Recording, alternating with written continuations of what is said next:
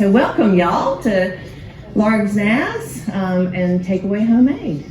So we have a lot of stuff going on. We've got these classes, and then every month we do a lunch and learn, which is from 12 to 1:30. You come in, we eat lunch, we learn about something.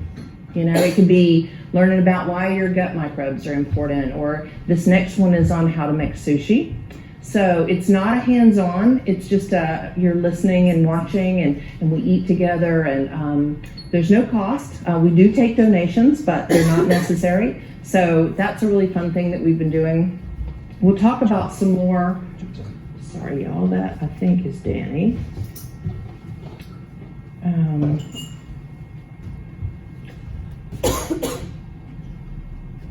Steve, will you chat with him real quick while I'm doing this?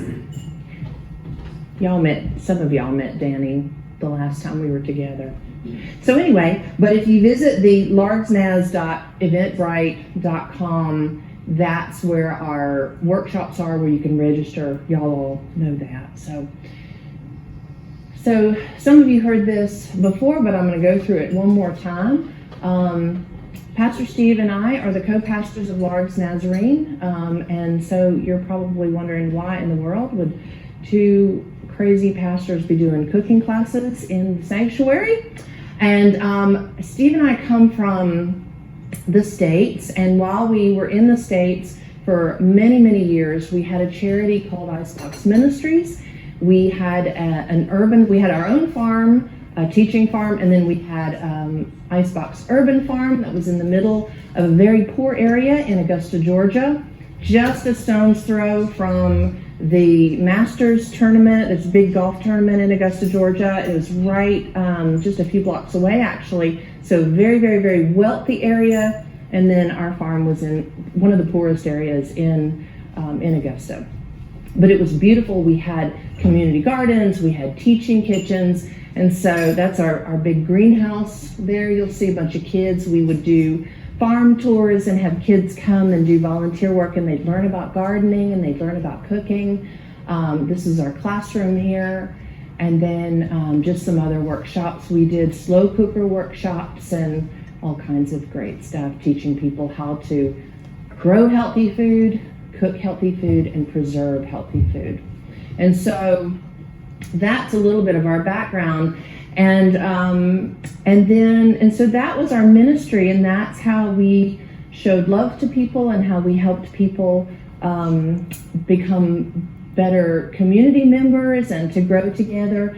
And then God called us into the ministry, and so we're here in Largs. But one of the things that is really important and that we're called to do is to not only take care of each other, but to take care of ourselves. And we do that by eating and cooking well. That's one of the ways. And so that's what we're going to talk about today.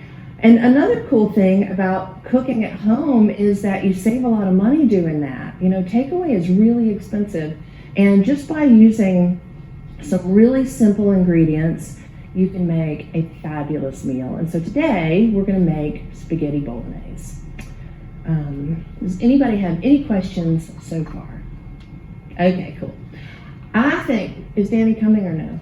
Doesn't look like it. Okay, so if you guys want to take Danny's spot, Libby, do you want to switch with Laura? And then, yeah. So what's cool about Danny's spot, and that you guys will have the advantage of, and you're welcome to use, or you can use the knives. We're going to go over some knife safety. Oh, okay. No. Oh, yeah. So the boys will be here. Okay. So Danny doesn't have the use of his right side very, very well, and so he's got a tool there. It's called a chopper, and you can just put your vegetables in that, and you press it down and chop it. Or you're welcome to use your knife. So either way, however you guys want to do it, it's fine. We're just going to walk through all of this together. I don't think we're going to do the batch lighting. One of the things that we learned about when we had the soup workshop was that stocking the cupboard was really important. You want to have some great spices, you want to have fresh or frozen or both vegetables. Beans are a phenomenal staple. And another thing that in this bolognese, if you want to stretch your protein, right? So you've got your mince there. If you want to stretch that, a really good way to do that is to add lentils to your bolognese. Lentils and then a little extra tomato sauce passata, and that'll help to stretch it, and you'll never ever know that there's lentils in it. So it's good to have legumes, lentils, beans in your cupboard. Stock cubes are a fabulous flavor punch. You have to watch the salt in those, but they're really great for flavor. Aromatics like onions and garlic and celery and carrot, we're going to be using some today. Our aromatics today are onions, carrots, and garlic. You can grow herbs on your windowsill like parsley and basil and rosemary, and then tinned tomatoes, which we'll be using today.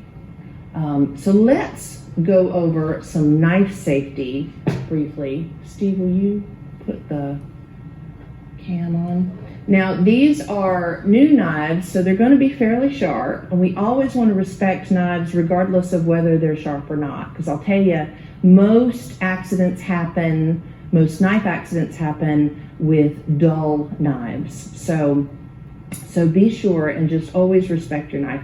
And what you want to do is you want to hold your knife in this fashion so that your fingers are always behind the blade, okay? So if everybody wants to pick up their big knife, and let me see you hold it. Yeah, you want to hold it. Put your thumb either on the top or on the side, whatever is most comfortable for you. And then when you put your knife down on your cutting board, to kind of stabilize your knife, you can put your other hand on the back of the shank, and then you're going to rock your knife in this fashion. If you're cutting things, like if you have a lot of things to chop on your board. Now, when you are cutting things, like we're going to start with this, we're going to start with our onion. The onion is round, and so it's going to roll around on our cutting board. And so what we want to do is we always want to stabilize whatever it is that we're cutting. And so when we do that, we need to watch that our fingers are tucked. Always tuck your fingers when you're cutting, so that it's going to look like this when you're cutting. Your knuckles will be in front of your knife, and your fingers are always tucked, because if you don't tuck your fingers, you run the risk of cutting them, and that's not good. So always, always, always tuck. Because when you do that, you can see how the knife shank just hits my knuckles and doesn't run the risk of chopping anything except the vegetables down here. And that's what we want. So that's, I think, oops, there we go. All right, so make sure your knife always stays on the cutting board. Never put a knife in a sink full of water. You guys know that. Never try to catch a falling knife. If your knife falls off the table, just get out of the way. You don't want to try to catch it. You don't want it falling on your feet. So just get out of the way. Keep your mind on the task. If your phone buzzes or rings, or if somebody's at the door, put your knife down and go attend to it. Never try to multitask when you're chopping. Choose the right knife for the job. You have 2 knives on your cutting board, and I want you to be comfortable with the knife that you're using. So that's why you have 2 options. Whatever you feel most comfortable with, we want you to use. Tuck your fingers and always cut away from your body. You know, I know people that will cut like this. Let's not do that, because that you run the risk of cutting yourself, and I just wouldn't recommend it. So we don't want to do that. We want to keep all of our digits in place. All right. So what we're going to do first, because last time we missed the leeks. I don't know if y'all remember. It was like, the leeks. So what we're going to do first is we're going to go over our ingredients. Now, everybody has a recipe with you, and so we're going to go through them briefly. It is a tablespoon of olive oil. You already have that in your pot. I've gone through and poured the olive oil in your in your pot. You need 1 onion. We're going to peel this and finely dice it in just a minute. You need 2 cloves of garlic peeled. Now, when it comes to your seasonings, we're going to share those. You have measuring tools at your workstation, and all of the spices and things are here. So you've got your Worcestershire sauce. So when it comes to garlic, I hate chopping garlic. I hate it. So you've got a couple of options. You can either go with something like this that you keep in the fridge, which I think is really good, or if you don't have fresh and you don't have room in your fridge for that, you can also use dried minced garlic. It works great. So either way, and you know, if the recipe says to add 2 cloves, I usually add 5 because I love garlic, but y'all do what you want to do. So, so that's over here. Our thyme, our oregano, black pepper, brown sugar, and salt is all right here. So we're gonna, when it's time to put those things in, what you're gonna do is you're gonna measure out what you need in the pot and you're gonna pass that down. Now don't forget, you both are doing the recipe. So you're doubling your recipe and that's why your pot's bigger. Okay, cool. All right, so we have all of that. At your desk, you have your beef mince, that's 500 grams. I've already taken the little paper thing off the back of them for you, so you don't have to worry about that. You don't even have to touch it, you can just plop it in when it's time. You have 4 ounces of red wine. Now this is completely optional.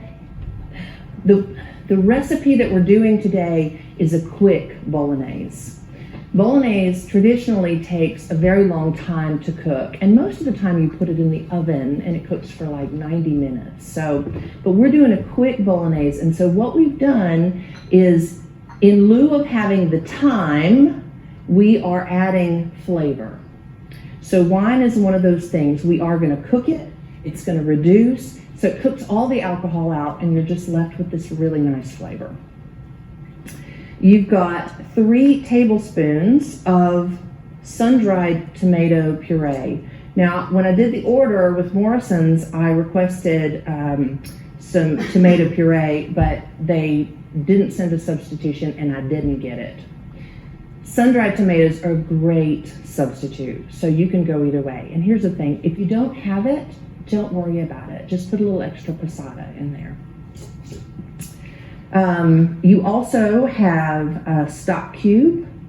You have your tomatoes, which I've already taken the lid off for you, and that's that. So those are the ingredients that we're working with today. You have your measuring implements that you're going to be using, and so we're going to get started. So what we're going to do is we're first going to cut up our onion, and once we get that cut up, then we'll turn our hobs on because it's going to take us a little while to get that chopped up. So what we want to do, remember, is we want to cut off both ends and tuck your fingers. So you're going to have to hold it because it's rolly. So we're going to cut one end off, flip it around, cut off the other end, and then you're going to peel the brown skin off and you're going to put that back into your blue bowl. Remember, this is going to be your compost bowl. We're going to peel that off.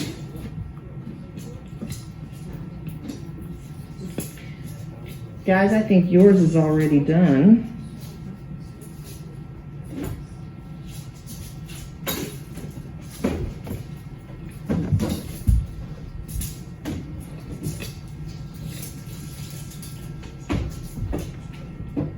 This recipe freezes beautifully. So you can freeze it, make a big batch of it and freeze it.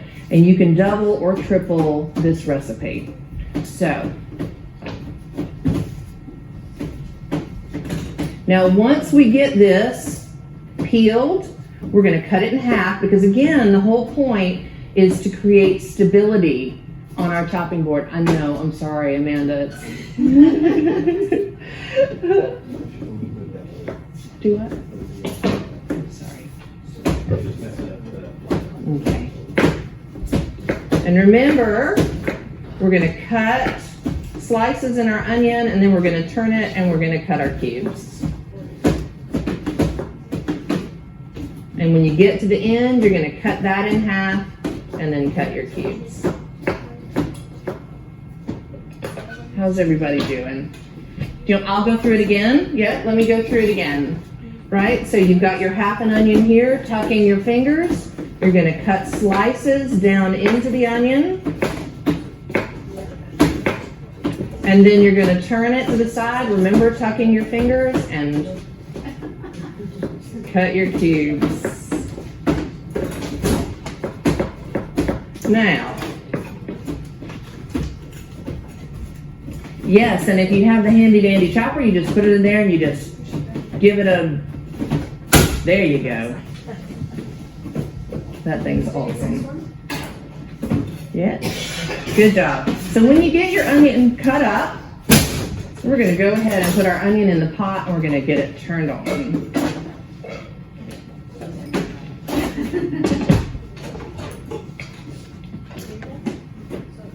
All right.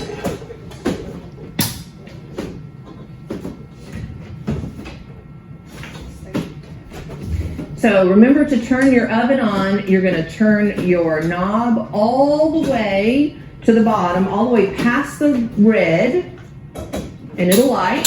There you go. And then you're going to bring it back to about the middle of the orange because we just kind of want a medium-high heat on that. I'll take that lid for you. I don't think you guys actually need these lids, so get this out of your way. Yeah. There you go. Oh, yeah. You gotta watch that. Thank you. Middle orange. Yeah. Yeah. Oh, let me take a look at you. Oh, yeah, that's good. And so you're heating that up. You're gonna get your onion in there. Okay? Yep. Stop for a second. Yeah? No, it's okay. All right.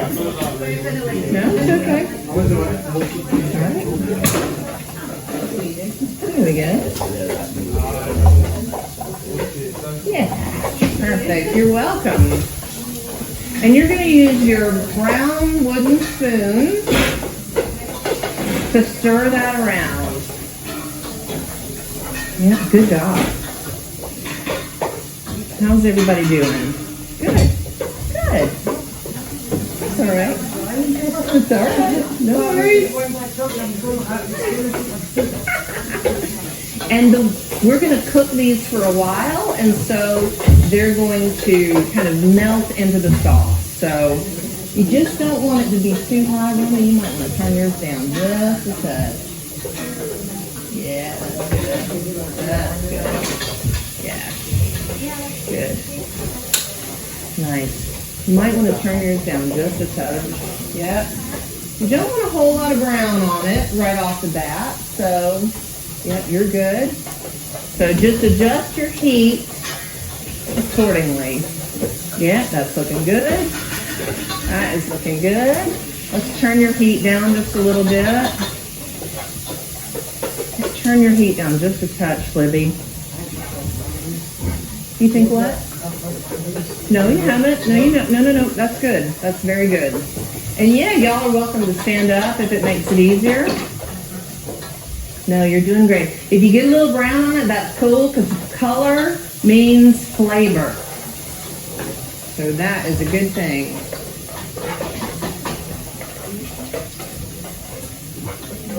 Here's my phone.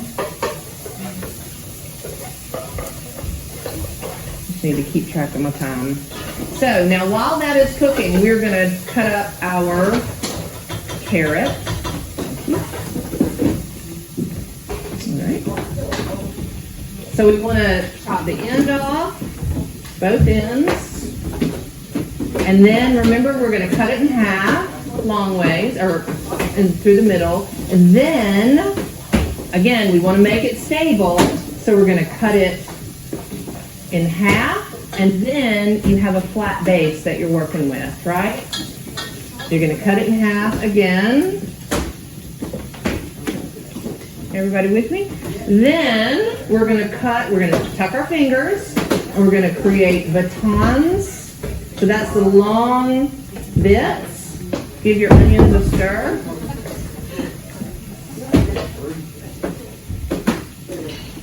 Doing all right, everybody? And then once you have your long batons, then you can turn those to the side and you can create your cubes. Remember to tuck your fingers.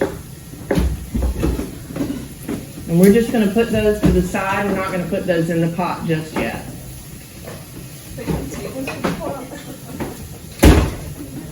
How are we doing? Yeah, your onions are a little dark. They're okay. Turn your heat down. That's perfect. There we go. Yeah, you're okay. You guys are doing great. How are we doing over here? Let's turn our heat down just a touch more. There we go. How are we doing, Libby? Yeah, you're good. You guys are good. Yeah. I'll take a look at your flame. Yeah, just that's perfect. There we go. There we go.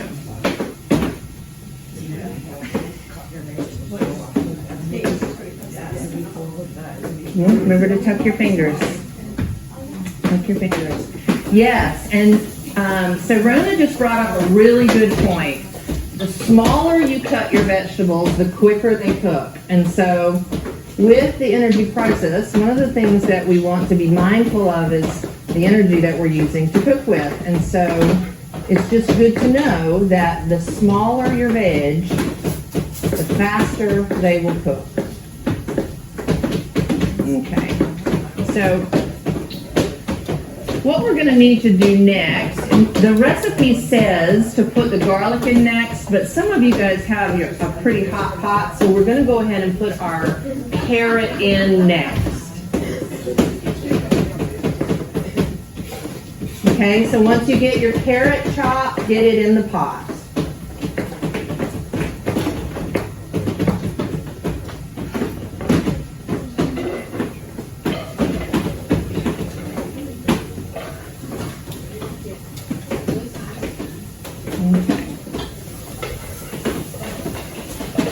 Stir that around. Yeah. Doing good. Yeah. I'm just going to check your heat. You're still a little high here. There we go. Yeah. Could you do me a favor and get me some water? Just a jug with water in it would be good. Yeah.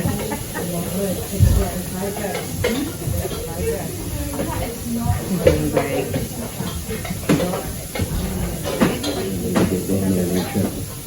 Okay.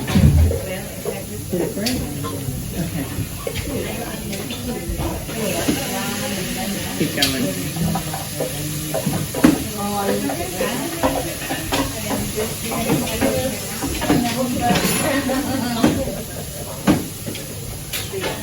All right.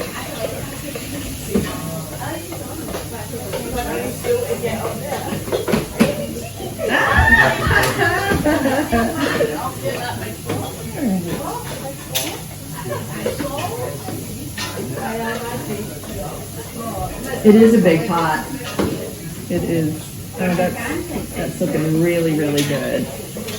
So, one thing to note, if your onions begin to cook a little too fast and you're getting a little too much color, you can add just a touch of water, like I did with you guys.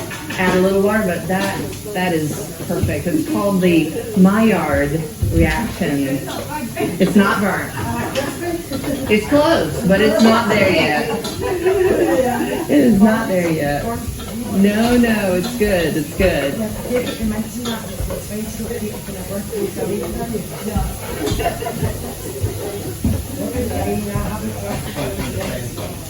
You all right? Oh, sorry. We're going to open this door. There we go. Oh, excellent. You guys are doing great. I'm so proud of you. All right. So, if we look at our recipe, the next thing we're going to do is we're going to add our beef to the recipe. And what I'd like for us to do is add our beef and then we're gonna add our garlic, because that way we know that we're not gonna burn our garlic. It's okay to get your onions really dark. Yeah, the paper's already off of it. It's all right to get your onions dark, but you don't want to do that to your garlic because it'll get yucky, bitter. Yeah, just plop it in there. And then what you're going to do is you're going to use your spoon to break it up, okay? And we're going to let that start cooking. Break it up. Now there's a lot of liquid in mince. And so when you first begin to cook it, it's going to release some of that liquid. Then the fat will come out, and you'll use that fat to fry the beef. Okay? That's good? We're doing good. Now, so what we're going to do is maybe somebody walk around with this, and they need...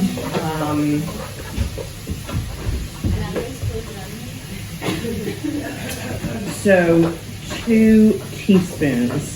They have measuring spoons. So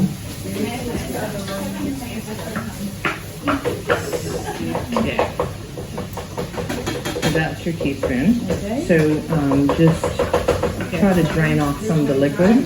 So, but these guys get 4 because they're doing a double batch. Yeah. Yeah. So this is your teaspoon here. So you 2 teaspoons. Yeah. So that is, see where it says 1 TSP, little t? I know they're hard to read. Yeah. Yeah. Yeah. Yeah. Brilliant. Yes. Yeah, it's so much easier. Good. I'm glad. Excellent. Good.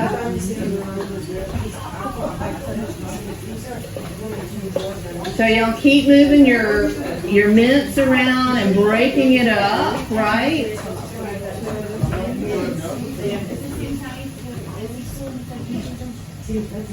Now I do want to point out that where you are right now in this recipe is the beginning of so many different things.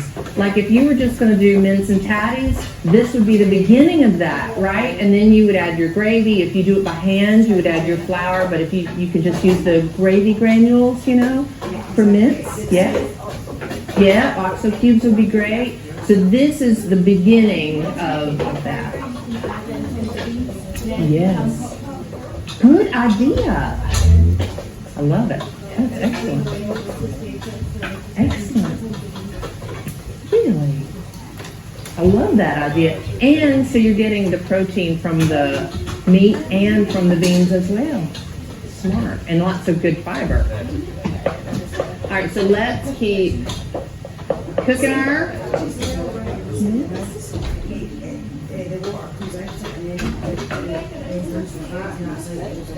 Yes, it gets nice and you're going to get some color on that mince. Yeah, but you have to cook that water out first. Yes. So that's what we're doing.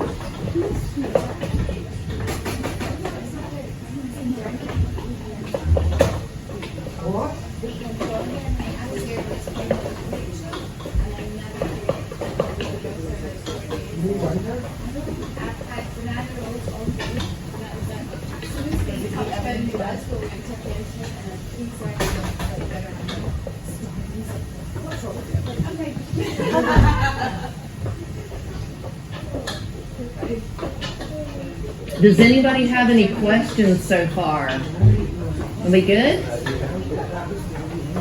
Y'all are doing great.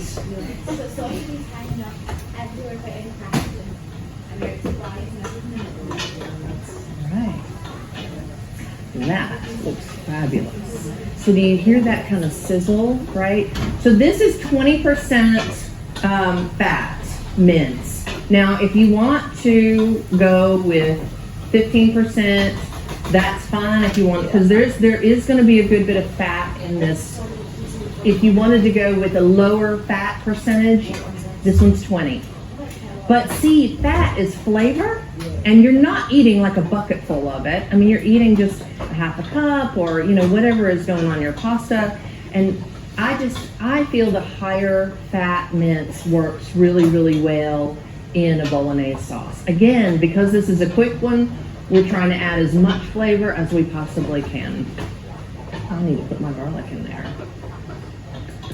Another thing is, if you want to siphon off, if you like see some fat floating on it, and that is not okay with you, you can take a spoon and you can siphon that off if you want to. But again, we're dealing with pasta, and the pasta kind of absorbs it and just makes it so yum. So, okay. We're doing good, doing good. And so as that water cooks off, you'll hear the sizzle, and you guys could turn yours up just a hair. And I think that we can get rid of these bowls, and these as well. Thank you. Thank you. That'll give you yeah, you can turn it up. Yeah, manage your heat well. So if you turn it up, keep an eye on it and make sure that it doesn't cook too fast. Yeah, that's good. That's really good.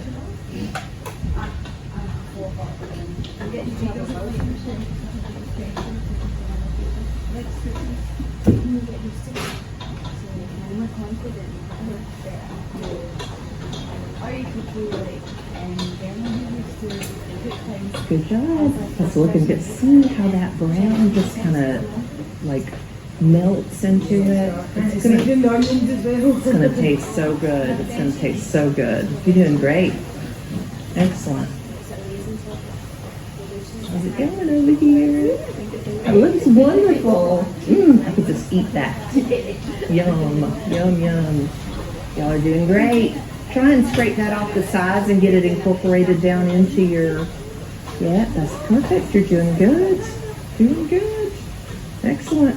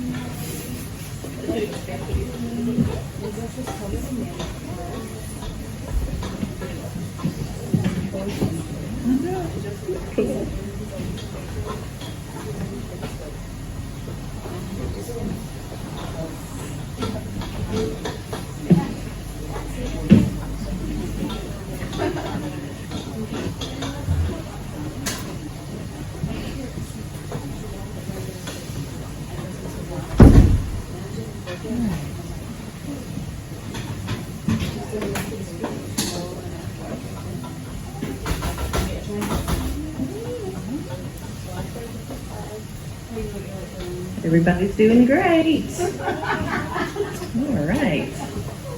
Now, when you make this at home, it is completely up to you how long you'd like to cook your mince. You can get a dark color on it. You can let it stop right here. It's totally up to you.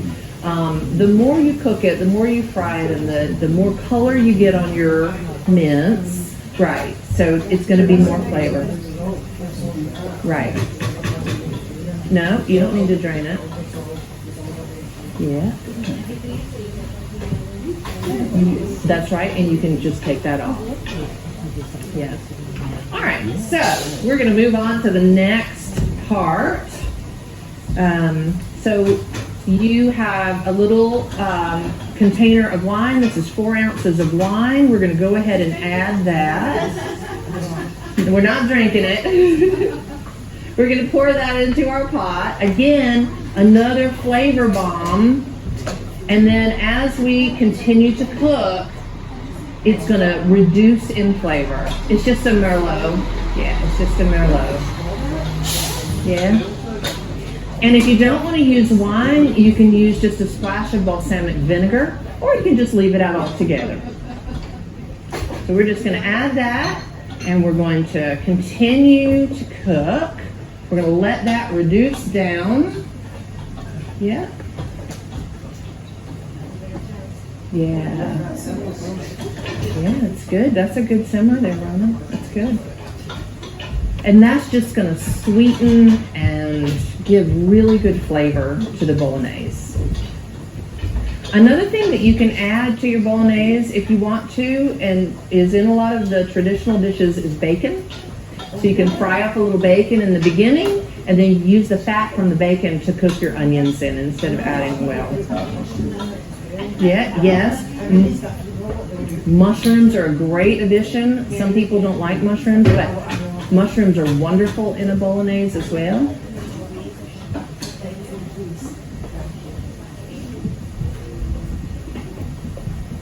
All right, we're doing good. So we're just going to cook that for a couple of minutes and let that wine reduce down and get all nice.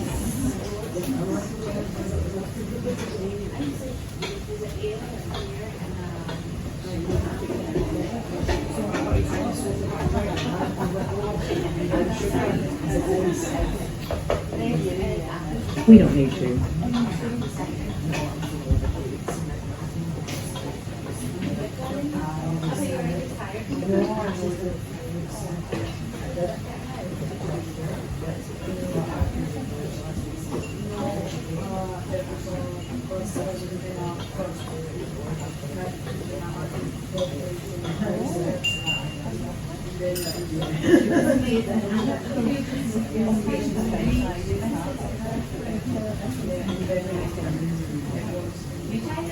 What?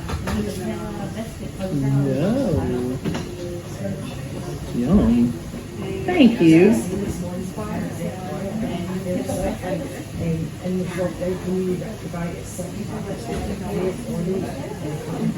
Yeah. Those are so good. Maybe your blood sugar was a little low, maybe? I know it's because I don't want to say Oh. but I'm glad Yeah, me too. I am. I'm glad you came.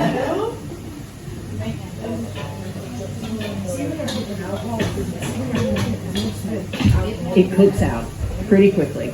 But you don't have to use it at all if you don't want to. Yeah, you don't have to use it at all. You could use a splash of balsamic vinegar or nothing at all. Either way. Yeah, it's really nice. Yeah, but it's not necessary at all. Again, the reason that we're using these things, these flavor bombs, is because this is a quick cook bolognese. And we want to make sure and put as much flavor into it as we can so that we're not cooking it for ever and ever. Okay. All right, now we've let our wine reduce and we are going to add our tomatoes. Now these are peeled plum tomatoes, so they're whole, right? Now, in your kitchen, at your home, you could pour these in a bowl and smush them with your hands if you want to. Yes, there you go, that'll work, or potato masher or anything like that would work. But we're going to put these in our pot, right? And we're going to use our wooden spoon gently to just kind of smash them up. And as they cook, they will dissolve. Yeah. Aiden, just be brave. Just dump it in there. Get it close and dump it down. There. Perfect.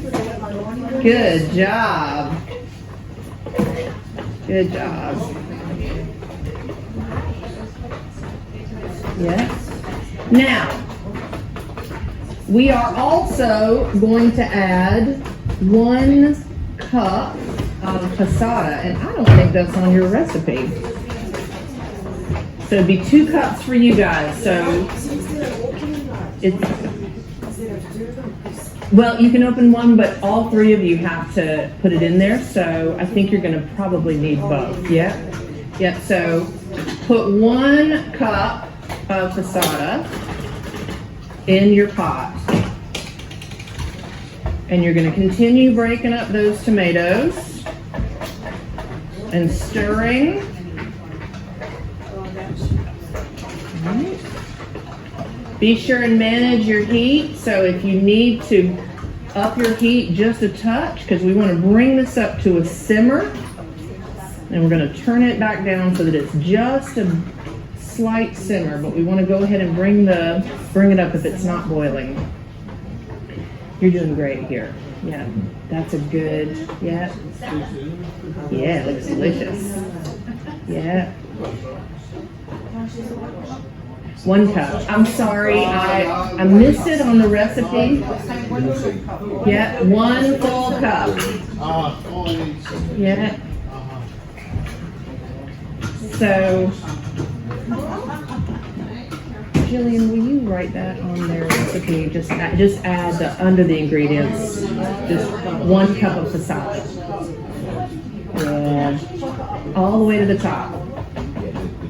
Yeah, so you're gonna need just oh, that's the second one. Yeah, bring it. Yeah, just do you weren't quite to the top of your cup, so it's about that much more. Yeah, there you go. Okay. All right. Now,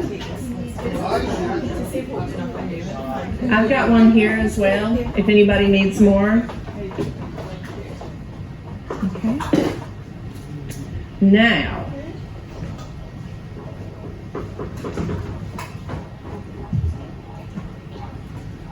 Now, once we've got all of our tomatoes in there, what we're going to do is we are going to begin adding the rest of our spices. And so I think we're going to get, John, if you would walk around with the oregano and the thyme. They're right here on the end. Okay. You need 1 teaspoon of oregano and half a teaspoon of thyme. 1 teaspoon of oregano, half teaspoon of dried thyme. Okay. Yep. And if it comes up to a bubble, we're going to turn your heat down so that you maintain just a simmer. We don't want a really high. Yeah, yours is looking great. How are we doing over here? Yeah, that's looking really good. Oh gosh, it looks yummy. Yum. All right. And then,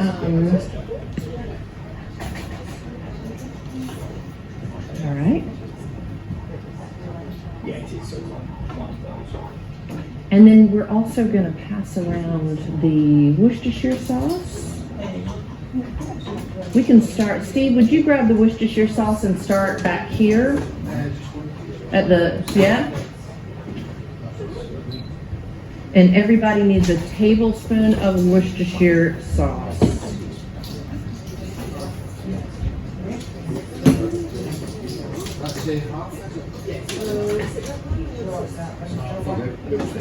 Half a teaspoon of thyme.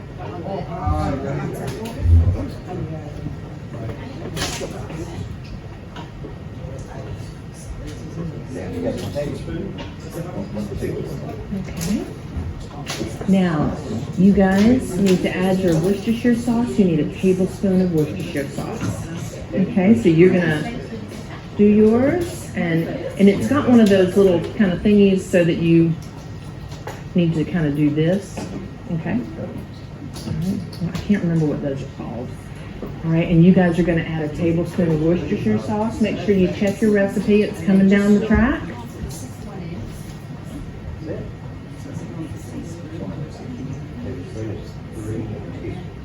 Yeah. So y'all are going to do 2 actually, because you're doubling the recipe.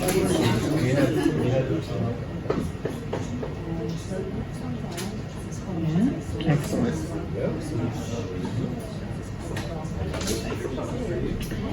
You can take your beef stock and crumble it up and plop it in there as well. Another flavor bomb that's going to help us get that good flavor without cooking it forever and a day.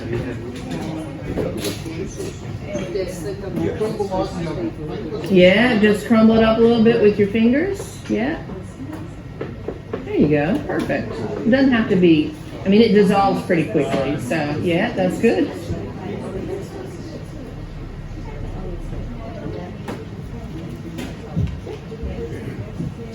They need a half a teaspoon of black pepper and a teaspoon of salt.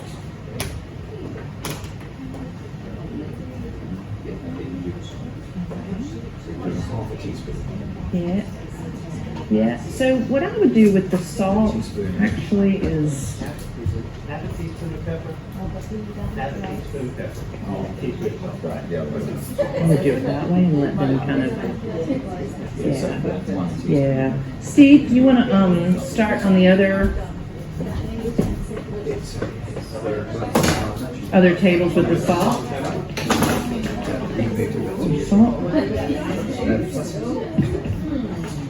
Do you want to dump some pepper in here, Steve? Yeah, that'd be great.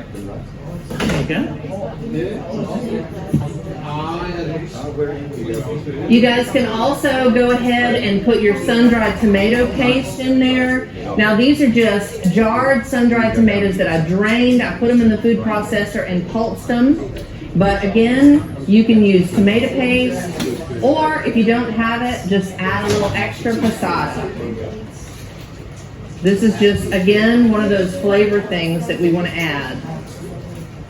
Get that in there.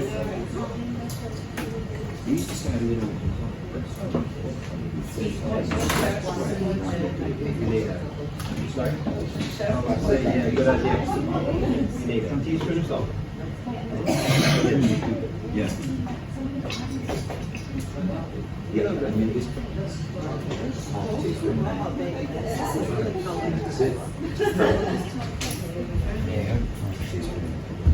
A half teaspoon.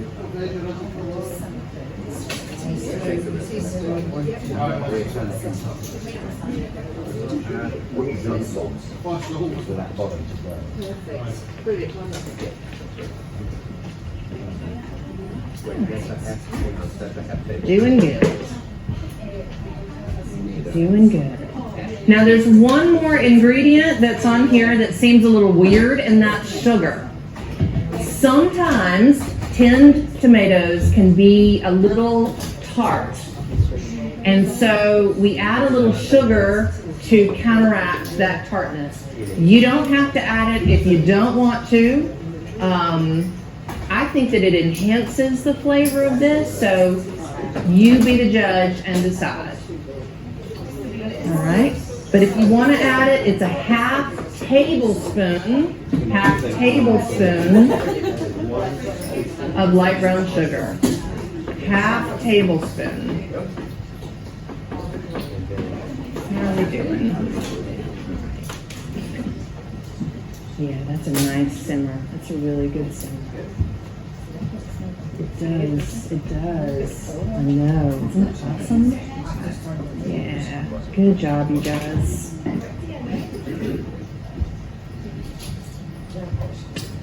Okay, so let's run through our ingredients. So we've got our onion in there. We've got our garlic in there.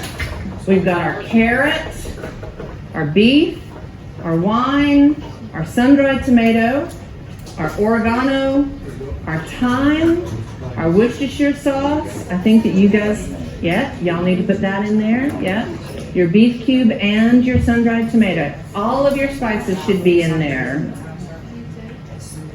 Doesn't it smell good? Yeah. You've got your stock cube in there. We've got our tomatoes and our passata, our sugar, our salt, and our pepper.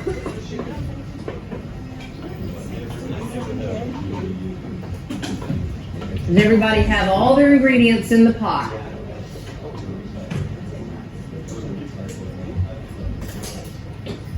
Okay.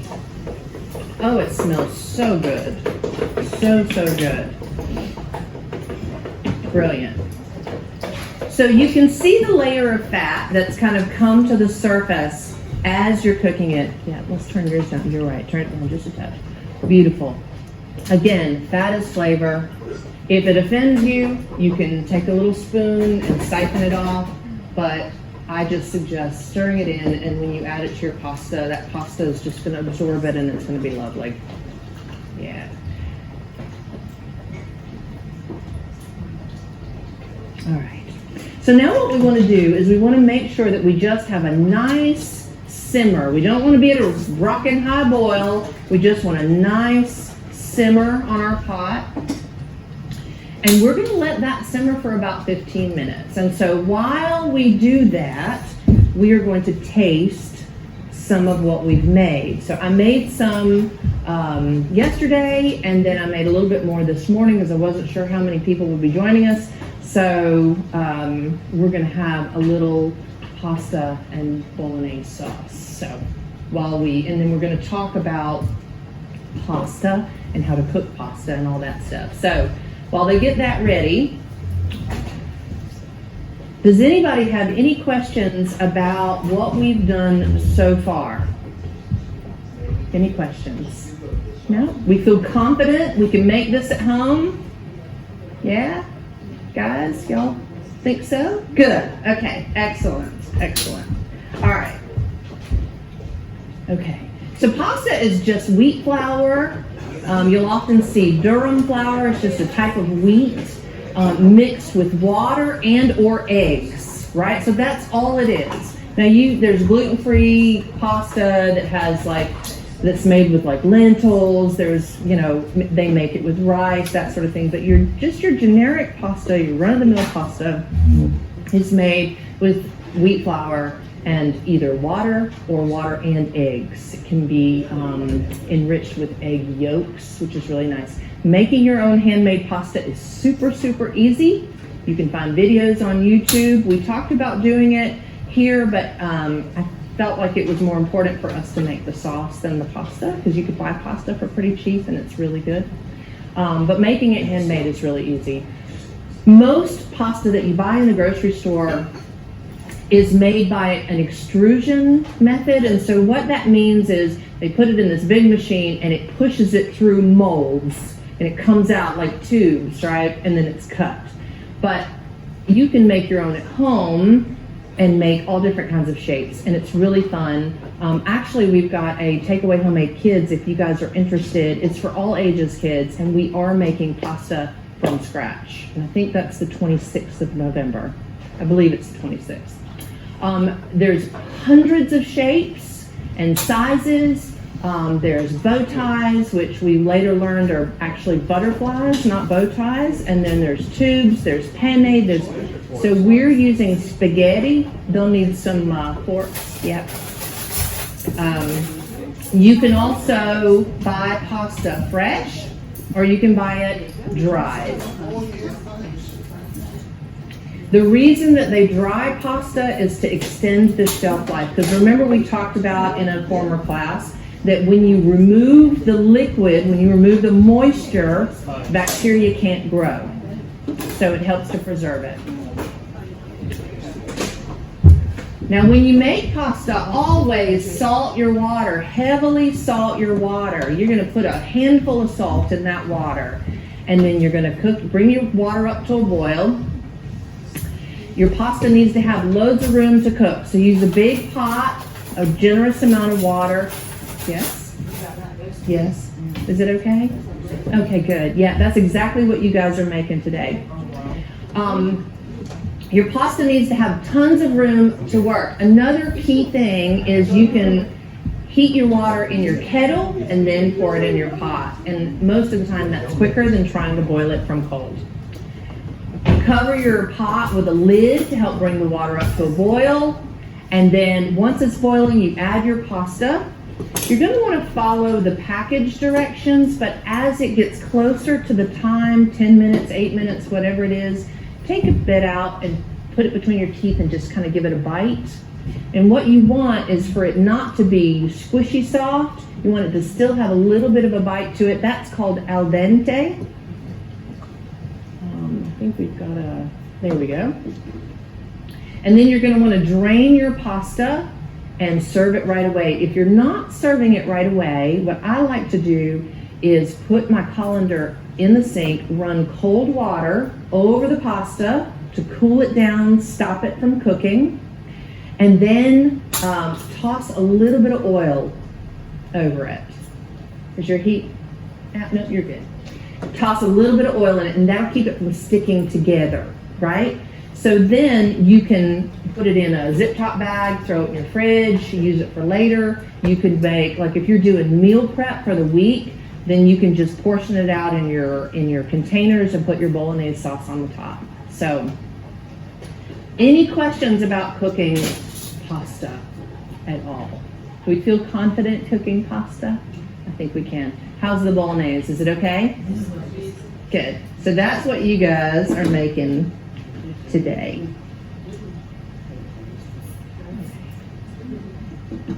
So I did want to take just a second while we're waiting on our bolognese to just get all delicious and get all those flavors mingled together. Give it a stir every so often. Not only are we doing cookery courses, we're doing the lunch and learns. Those are once a month. The next one is how to make sushi. Y'all are welcome to come to that. It's so much fun. But we also have a rice takeaway homemade coming up the 12th of November. That's next Saturday. And then the sushi lunch and learns after that. And then we have the takeaway homemade kids pasta making. So I'm sorry, it's the 26th of November. Another thing that we're doing that we just started this past Thursday is called Common Ground. And so every Thursday, the church is open from noon until 6. And we have soup and hot beverages. I think we're going to do some hot cocoa. We've got coffee, tea, Wi-Fi. People can come and knit. We've got some teachers that are coming between 4 and 6 to help with homework. So if anybody needs help with homework, we do have teachers to assist with that. And one of the things that we're going to start doing is in the evenings between 4:30 and 5:30, we are going to have dinner. It's £2 for an adult, kids eat free. And we're going to have a buffet. It'll be all you can eat. I'm not quite sure what our menu is for next week. Is it chili con carne with rice? I can't remember. We'll put it on Facebook, or you can send me an email. But it'll be all you can eat. You come in. You don't have to bother with cooking dinner. You just eat, hang out with friends, and That's a suggested donation. and it's a suggested donation. Yes, that is correct. So that's what we're going to be doing every Thursday. Like I said, we're open from 12 to 6 all day for whoever wants to just come and hang out. And like I said, there'll be soup, and then we're doing dinner together. So please come if you'd like to. We are having a Christmas concert on the 5th of December. That is also by donation. We have 50 seats available, I believe, because it's a pretty small sanctuary. And so I think what we're going to do is put an event on Eventbrite, right? So that we can reserve some seating. So check Eventbrite for that if you'd like to come. The band is called Keltish. They are phenomenal, absolutely phenomenal. We were fortunate enough to have a house concert with them earlier this year. They're so gifted. And then we are having a Christmas dinner here at the church. So if you or anybody you know doesn't have anywhere to go on Christmas Day, you don't have family to go visit, because a lot of people aren't traveling right now, come have dinner with us. Steve and I have family back in the States, and so this is our family here. And so we're going to cook a great big Christmas dinner. Oh, so it'll be during the day. We start at 11. We're going to have a little bit of worship. We have a phenomenal worship team, so we'll have a little bit of worship, sing some carols, and then we're just going to eat. So starting at 11 o'clock on the 25th. We're also going to be doing a New Year's Day meal as well, 11 o'clock, a little bit of worship, and then we're going to have lunch together. So just some stuff that's going on here. We've got some newsletters in the back that talk about these things, and again, we're going to be posting stuff on Facebook as well. Because we're a church and because we're pastors, I do want to also invite you to come to church. You're always welcome to join us for our services on Sunday morning. We open at 10:15 on Sundays, and again, we eat together. So we always eat 10:15 till about 11 o'clock when the service starts. And I think we're having bacon rolls this Sunday, aren't we? Tomorrow? Bacon rolls. So you can just have a regular roll with some jam. But Steve is our baker. He makes phenomenal bread. And he's made handmade rolls. And then we're going to have some other sweets and things. But we always eat together every Sunday morning. It always starts with fellowship and food. And then we worship together. So I wanted to invite you all to come to that as well if you'd like to. Okay. So our bolognese has been cooking for about 10 minutes now. Give it a quick stir. Let's give it a good stir. Yeah, that's what I think. Oh, so the Thursday Common Ground is on the 24th of November. Now, I know that my accent's probably confusing, but again, we are originally from the States. And we celebrate Thanksgiving over there. So on the 24th of November, Steve and I are going to cook a huge Thanksgiving meal, and that's going to be the meal for Common Ground. We're going to have turkey, and we're going to have cornbread dressing, and we're going to have sweet potatoes with marshmallows on the top, and true like Southern traditional Thanksgiving meal. So we'd love for y'all to join us. I forgot all about that. So yeah, and lots of good sweets. I think we're going to do pecan pie and maybe pumpkin pie and yeah, some delicious things. So y'all join us for that. Yeah, that's looking great, Colin. That's looking really good, actually. No, we are not watching football. We are not watching football while we eat. Okay. Oh, this is excellent. Yeah, this is looking really good. Okay. Now, let's talk about preserving this. Now, you may take it home, and this may be your lunch, dinner tonight, right? Could be lunch tomorrow. Now, if you have a lot left over and you want to freeze it, this freezes really, really well. And so Amanda reminded me that when we were talking about the soup, what I like to do is I like to utilize the zip top bags. And you put a portion in the zip top bag, and then you press all the air out and freeze it flat. And what that does is it saves so much room in your freezer. So you can write on it what it is in there, put the date on it, and then you can stack those in your freezer and get a whole bunch of meals instead of using the takeaway containers, right? Yeah. Yeah.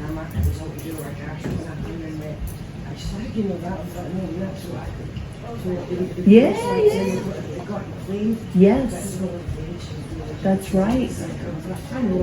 There you go. Yeah. Yeah, you have to, there's a fine. Yeah. I'm going to give yours a quick stir and take a look at it. Oh my goodness, that's beautiful. Yeah, that's really, really good. Yeah. Okay, good job, y'all.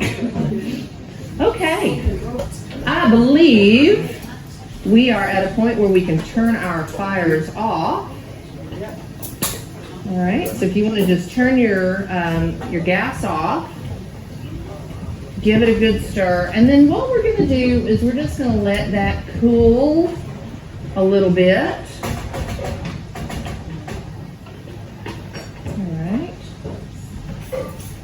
And I believe there's quite a bit of the bolognese and pasta left over. There's some takeaway containers in there. We can use the clear, yeah, those would be perfect. And then just make up some with pasta and some bolognese on the top, and then folks can take that home. Excellent. Okay, any questions about what we've done today? Any questions at all? No? We're good? Excellent. Okay. So we're gonna take our bolognese home. It's still really hot, and oh, it looks so good, so good. No, you're not taking the pasta. But I was thinking that we would put them in these plastic containers, but I'm wondering if that might be too hot. Yeah, maybe.